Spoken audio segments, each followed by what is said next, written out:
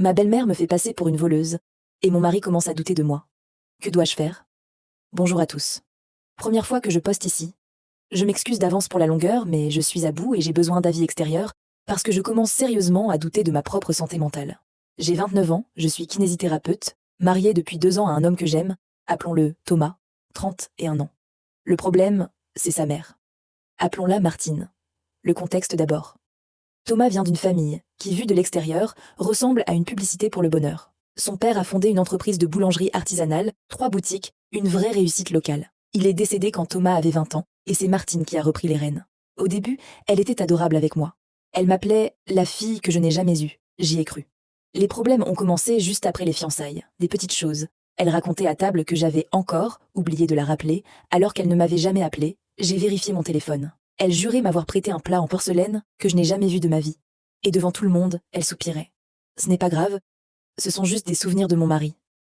Plus je me défendais, plus j'avais l'air coupable. Et puis il y a eu la bague. Pour mes 27 ans, devant toute la famille, elle m'a offert une bague ancienne de sa mère. Grande cérémonie, presque des larmes. 3 mois plus tard, sa sœur remarque la bague à mon doigt, et Martine répond, je cite mot pour mot, oui, je l'ai retrouvée dans la chambre d'amis après le passage d'Élodie. Je préfère ne pas savoir comment elle est arrivée là. Elle venait d'insinuer que j'avais volé la bague qu'elle m'avait offerte elle-même. Et quand mon fiancé a dit « Mais maman, tu la lui avais offerte ?» Elle a ri. Offerte? Je lui avais montré peut-être. Je ne donnerai jamais la bague de ma mère de mon vivant. Depuis le mariage, c'est pire. Des objets disparaissent chez elle. Des boucles d'oreilles, de l'argent liquide, un chéquier. Et à chaque fois, comme par hasard, juste après un de nos passages, elle ne m'accuse jamais directement. Elle appelle mon mari en larmes en disant « Non, non, jamais je ne dirai ça », tout en le disant. Le point de rupture, c'était Noël, il y a 3 semaines. 15 personnes à table. Elle redescend de sa chambre, blanche. Les 800 € des étrennes des petits-enfants ont disparu de son armoire. Silence. Et sa sœur lâche. Quand même, ça fait beaucoup de choses qui disparaissent depuis quelque temps. Ça a commencé il y a environ 2 ans, non? 2 ans. Mon arrivée dans la famille. Tout le monde a compris le message. Je suis allée vomir dans les toilettes. Et le pire, le voilà. Dans la voiture du retour, mon mari n'a rien dit. Arrivé à la maison, je lui ai demandé calmement « Est-ce que tu penses que je vole ta mère ?» Il a fini par dire non. Mais il a mis 3 secondes à répondre. 3 secondes. Je dors mal, j'ai perdu 6 kilos. Je pleure dans ma voiture entre 2 patients. Une dernière chose qui me chiffonne. Il y a quelques mois, mon mari m'a demandé de jeter un œil à la comptabilité d'une des boutiques. Parce que sa mère parlait de la vendre. J'y ai vu des virements bizarres, réguliers, vers un compte frais de gestion groupe. Quand j'ai posé la question à Martine, gentiment, son visage a changé une fraction de seconde. Et c'est peu après que les disparitions ont commencé à s'accélérer. C'est peut-être une coïncidence, je ne sais plus. Alors voilà mes questions. Est-ce que je deviens parano? Est-ce que je demande le divorce à un homme que j'aime mais qui a douté de moi 3 secondes? Comment on se défend contre quelqu'un qui ne vous accuse jamais en face? Je lis tous vos commentaires, merci. Mage et un bonjour à tous. Je ne m'attendais absolument pas à ça. Plus de 4000 commentaires, des centaines de messages privés. J'ai passé 3 soirées à tout lire. Et plusieurs fois, j'ai pleuré devant mon écran. Merci. Sincèrement. Alors, pour répondre aux questions qui reviennent le plus. Non, je n'ai pas demandé le divorce. Et oui, j'ai bien noté que vous étiez environ un tiers à me le conseiller dès maintenant. Je vous explique plus bas pourquoi j'attends. Oui, je vous confirme que la bague m'a bien été offerte devant témoin. Et non, je n'avais pas pensé une seconde à ce que beaucoup d'entre vous ont vu tout de suite. Parce que c'est ça, le choc de ces 2 semaines. Vous avez été des centaines à me dire la même chose, et je vais citer le commentaire le plus voté d'une certaine Mamie Corbeau. Ma grande, ta belle-mère ne te déteste pas par jalousie. Tu as regardé les comptes et tu as posé une question sur un virement, et 2 semaines après, des objets ont commencé à disparaître. Tu n'es pas une rivale, tu es un témoin. Suis l'argent. J'ai relu ce commentaire au moins 50 fois. Et j'ai suivi vos conseils, dans l'ordre. Premier conseil que vous m'avez donné, arrêtez de me défendre. Vous avez été nombreux à me dire qu'un manipulateur se nourrit des réactions et que je devais devenir un mur. Alors j'ai arrêté, du jour au lendemain. Dimanche dernier, nouvelle insinuation sur un foulard disparu. L'ancienne moi aurait juré, expliqué, paniqué. À la place, j'ai souri et j'ai dit « C'est ennuyeux ça, j'espère que tu vas le retrouver, Martine. » Si vous aviez vu sa tête. Elle a relancé 2 fois, le mur. Elle était déstabilisée, et pour la première fois en 2 ans, c'est elle qui avait l'air bizarre à table. Deuxième conseil, tout documenter.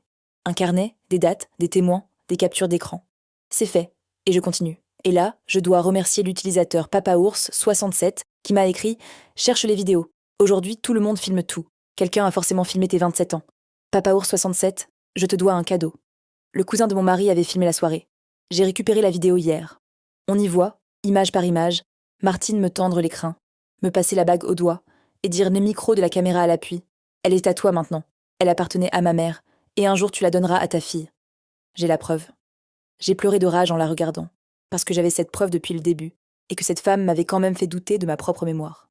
Troisième conseil, le vôtre encore. Suivre l'argent. J'ai montré les fameux virements à mon expert comptable, à titre personnel. Il a regardé 10 minutes, et il m'a dit un truc qui m'a glacé. Il n'y a pas de groupe. Ces frais de gestion ne correspondent à rien. Quelqu'un sort de l'argent de cette entreprise, et vu la régularité, ça dure depuis des années. Sur les 2 ans que j'ai pu voir, 90 000 euros. Et il pense que ça remonte à bien plus loin. On parle peut-être de 250 000 euros. Donc vous aviez raison. Je ne suis pas folle, je ne suis pas parano. Je suis un témoin gênant.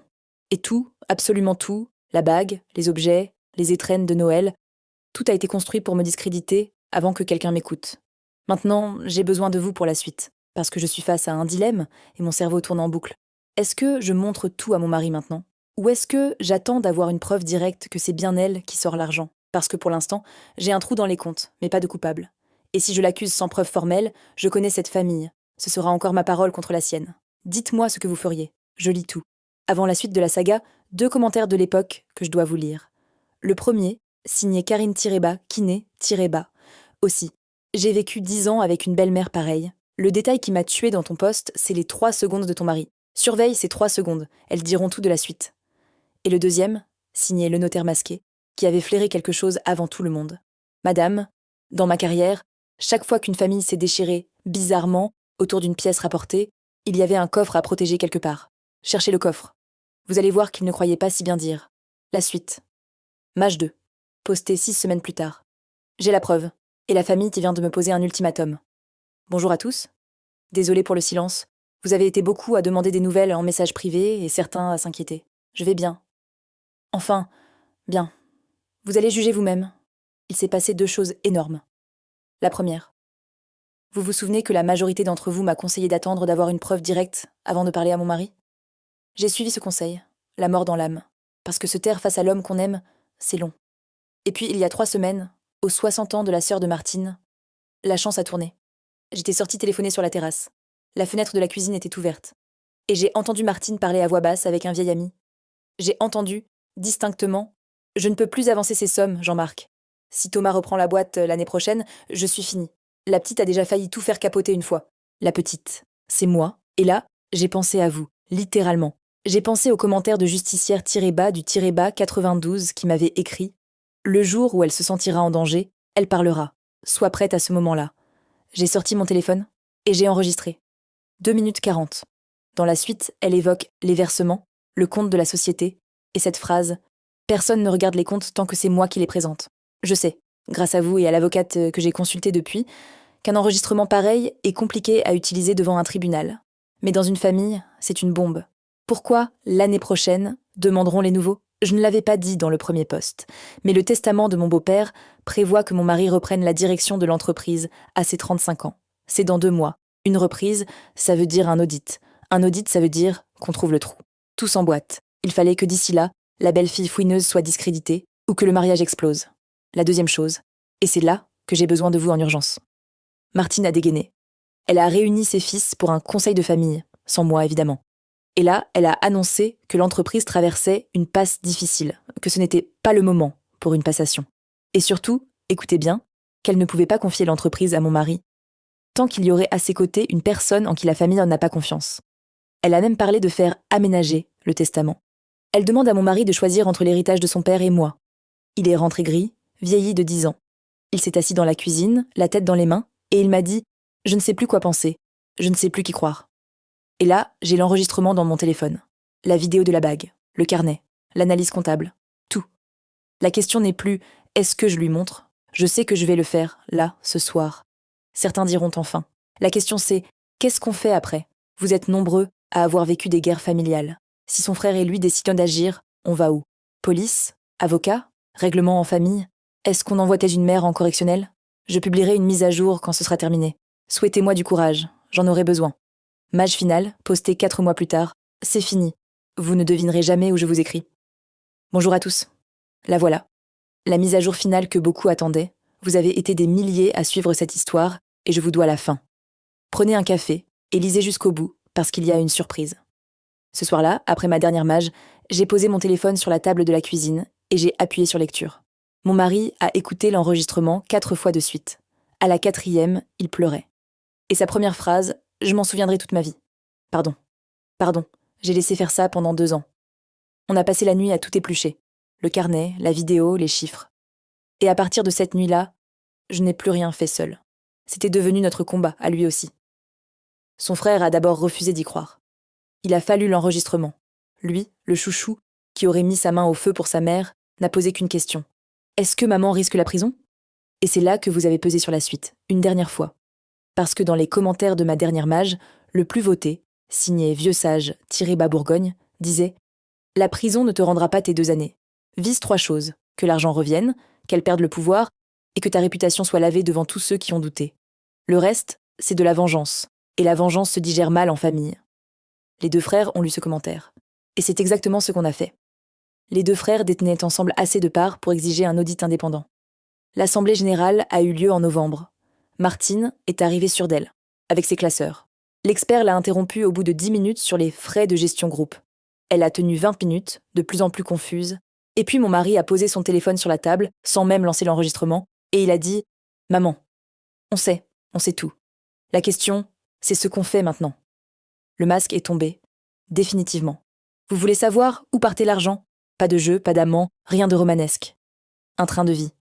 La maison hypothéquée en douce pour éponger de mauvais placements, les voyages, les cadeaux somptueux qui achetaient l'adoration de la famille, le personnage de la veuve magnifique. Presque 10 ans que l'entreprise servait de compte personnel. Et moi, en ouvrant un fichier comptable un soir, j'avais tiré sur le fil sans le savoir. Ma réputation était le prix de son secret. Le règlement, donc, façon Vieux Sage, tiré-bas Bourgogne. L'argent revient, reconnaissance de dette, vente de la grande maison, remboursement échelonné. Elle perd le pouvoir, départ de la direction. Pour raison de santé, mon mari a repris l'entreprise, comme son père le voulait. Son frère l'a rejoint, et plus jamais elle ne signera seule quoi que ce soit. Et ma réputation, au premier déjeuner de famille de l'après, devant les 15 mêmes personnes que ce fameux Noël, mon mari s'est levé et a dit « Tout ce que vous avez entendu sur ma femme pendant 2 ans est faux, tout. C'est maman qui inventait, on sait pourquoi, et c'est réglé. La prochaine personne qui insinue le contraire ne remettra plus les pieds chez nous. » Et Martine, devant tout le monde, a dit les mots « Je te demande pardon. Tu n'as jamais rien volé, c'était moi. » Est-ce que ces excuses ont tout effacé ? Non. On n'efface pas 2 ans avec une phrase. Mon mari et moi, on a fait une thérapie de couple, parce que ces 3 secondes de doute, il fallait qu'on les regarde en face. Il a travaillé dur pour regagner ma confiance. Et il l'a regagnée. La bague de la grand-mère est dans ma boîte à bijoux. Martine me l'a rapportée elle-même, sans un mot. On voit Martine au repas de famille, c'est poli, c'est apaisé, et c'est très bien comme ça. Et la surprise, puisque je vous l'ai promise. Je vous écris cette dernière mise à jour depuis une chambre d'hôpital. Tout va très bien, ne vous inquiétez pas. Elle s'appelle Jeanne, elle est née avant-hier. Elle dort sur moi pendant que je tape d'une main. Un jour, je lui donnerai la bague de son arrière-grand-mère. Et un jour, peut-être, je lui raconterai que des milliers d'inconnus ont aidé sa maman à tenir debout. Vous m'avez rendu ma vie.